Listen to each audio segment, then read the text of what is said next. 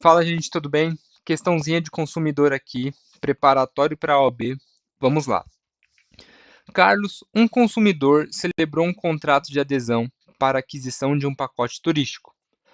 Ao ler atentamente o contrato, Carlos identificou uma cláusula que determinava que ele não poderia requerer a indenização à empresa em caso de eventuais prejuízos decorrentes de cancelamentos por causas naturais.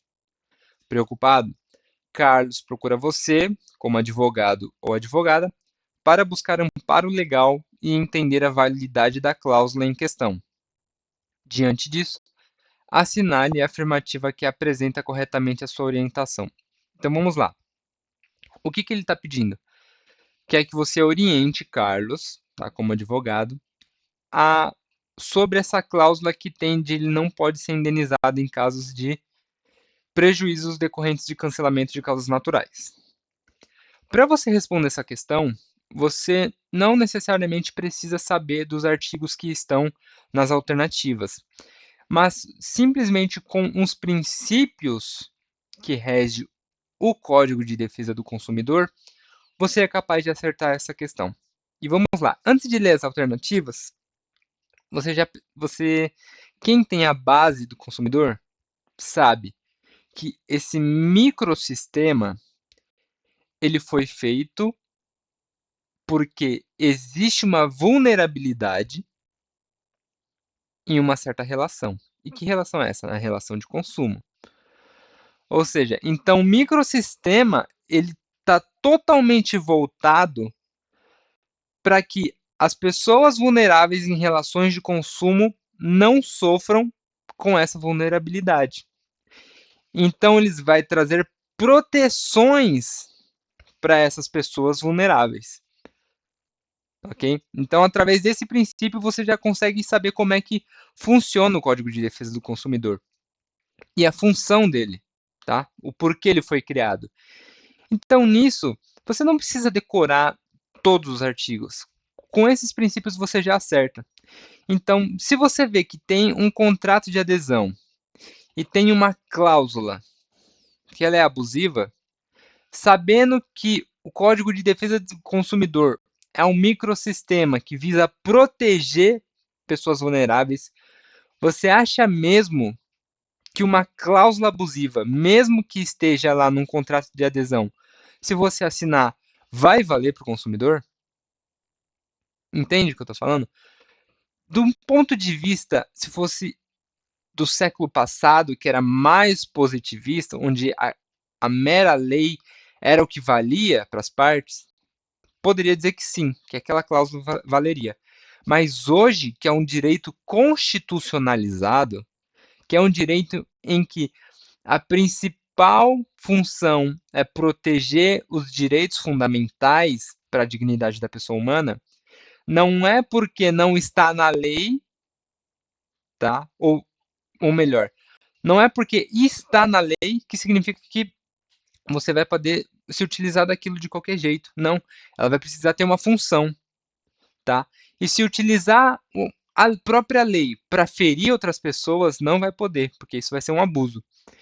Então, sabendo de tudo isso, olha as alternativas. Você acha mesmo que uma cláusula que vai gerar uma lesão para o consumidor, uma cláusula abusiva, vai ser válida só porque foi assinada?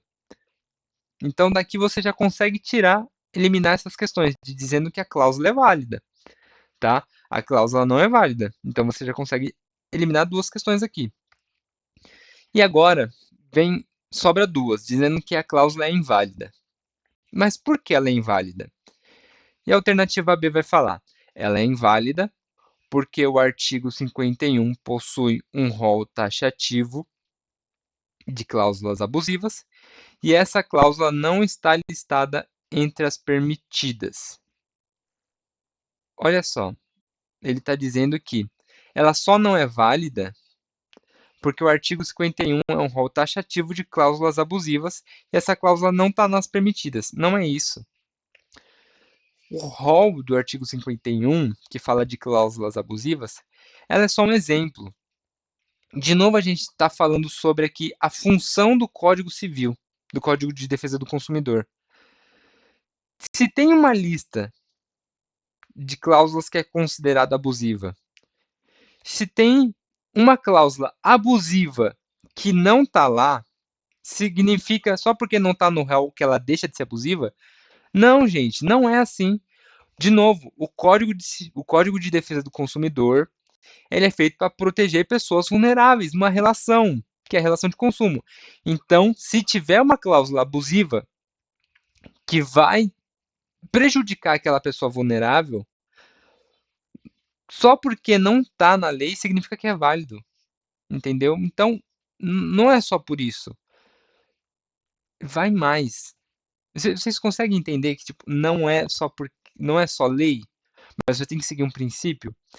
Então falar, olha, é abusivo porque está no rol, tá errado. Ou não é abusivo porque não está no rol, tá errado.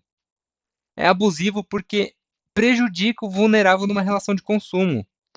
Então essa alternativa que está errada, ok? Porque primeiro, o artigo 51 nem é um rol taxativo, mas mesmo assim não é porque tá ou não tá no rol, é porque é abusivo.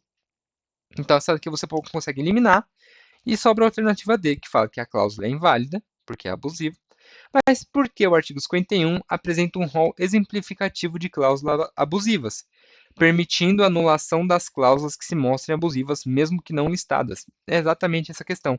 Por quê?